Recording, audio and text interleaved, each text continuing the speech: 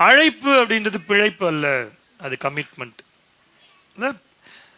பணம் சம்பாதிக்கிறதுக்காக யாரும் ஊழியத்துக்கு வரமாட்டாங்க. அப்படி ஒரு சில பேர் வராங்க, அவங்களாம் நிரந்தரமா இருக்க முடியாது, சீக்கிரமா புட்டுன்னு போயிடுவாங்க. ஒரு கமிட் பண்ணி ஆண்டவருக்காக ஏதாவது சாதிக்கணும், ஏதோ ஒரு ஆண்டவர் ராஜ்யத்துக்காக ஏதோ ஒன்று பண்ணணும்னு யாரெல்லாம் கமிட் பண்ணி அர்ப்பணத்தோடு வராங்களோ அவங்க தான் சர்வே பண்ண முடியும். சதமாமின்னு சொல்லுங்களேன். பிழைக்கிறதுக்காக இருந்தா உலக வேலையை செஞ்சுட்டு போயிடலாம், அதுலேயே நிறைய சம்பளம்லாம் வாங்கிட்டு இருந்தோமே, அப்போ அதுலேயே போயிருக்கலாம். அப்படி இல்லை. நான் சொல்கிறேன், உங்கள் பாஸ்டர்ஸை நேசிங்க. ஹலோ,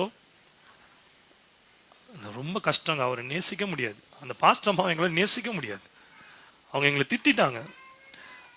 உங்கள் சபையை நேசிங்க. இருக்கிறீங்களா?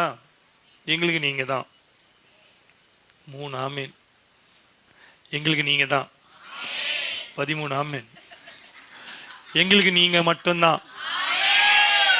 33 ஆமேன்னு நினைக்கிறேன். இன்னும் கூட நிறைய பேர் சொல்ல. கவனிங்க, உங்கள் பாஸ்டர் நேசிங்க.